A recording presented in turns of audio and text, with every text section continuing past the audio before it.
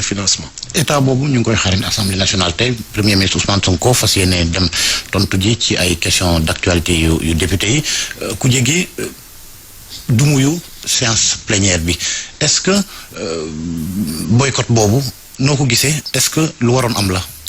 waaw xam nga xamante ne dañ leen fal ñu leen tuddee ay député du peuple. politique de la chaise vide en principe pour man mënul régler lu bëri. Je pense que dialogue yi ñu participé yëpp man je pense pendant 30 ans dans le secteur on a participé à tous les dialogues. Encouragé aussi avec opposition bi ak la classe politique à discuter bon excepté le dialogue sur le report des élections où les 350 ONG et sociétés qui ont travaillé au niveau de Aar Sunu Élection avaient refusé systématiquement de participer à ce dialogue-là.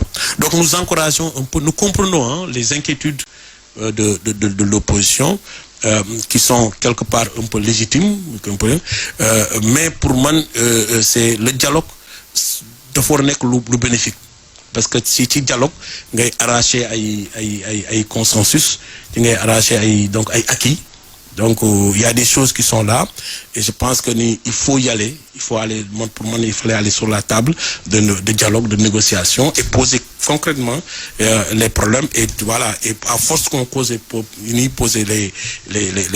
problèmes on peut avoir des avancées.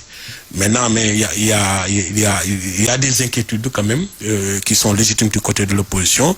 Et non, ils ont avancé. Je pense que on peut les comprendre. Hein? On peut comprendre parce que si on regarde un dialogue, il faut que comme nous avons dit opposition, dialogue doit être sincère. Ils le disent tout le temps. Un dialogue doit être sincère. Un dialogue aussi doit se faire aussi dans le cadre d'un respect, d'une écoute mutuelle.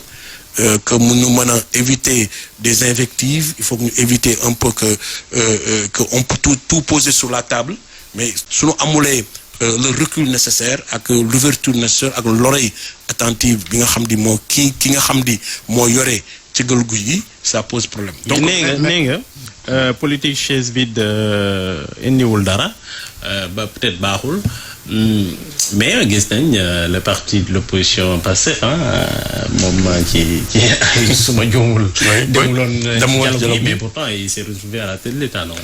Oui mais xam nga ñu ci ay principe la ñuy doxee xam nga man c'est-à-dire que mënuma défendre benn position hier parce qu'on fait pas la politique accepter que aujourd'hui Pastef bi mu refusé dialogue bi on l'avait dit d'y aller.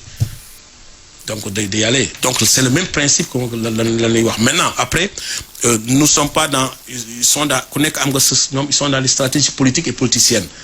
Donc voilà, il y a des ku nekk xam nga nu tojé sen bop janax et il y a des stratégies dañ leen kay nangul. Mais le principe que nous défendons c'est qu'un dialogue, il faut aller au dialogue. Maintenant après on a plusieurs oppositions, hein. On a mis 2009, l'opposition a boycotté même des élections ici. Donc c'est toujours mais le principe c'est qu'il faut y aller.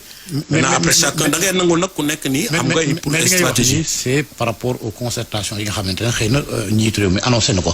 Mais ci li xew tay Ousmane Sonko ci Assemblée nationale opposition bi ay députés de l'opposition pas tous né dañuy boycotter séance plénière bi. Oui c'est que Assemblée nationale mën nañ ko japp sax c'est un lieu de dialogue. Georges combien de fois le politiciens yi wax kenn wax ñu génn jël seen bagage génn dem. C'est pas la première fois. On a vu voilà ñeu bo assemblée le ministre wala jël ko ñu jël sen bagage génn dem.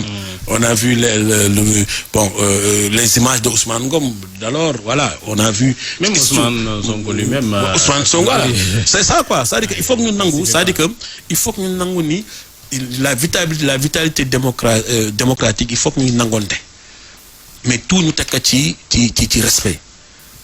Tout n'est que respect. C'est-à-dire que nous franchir le respect que du côté yep.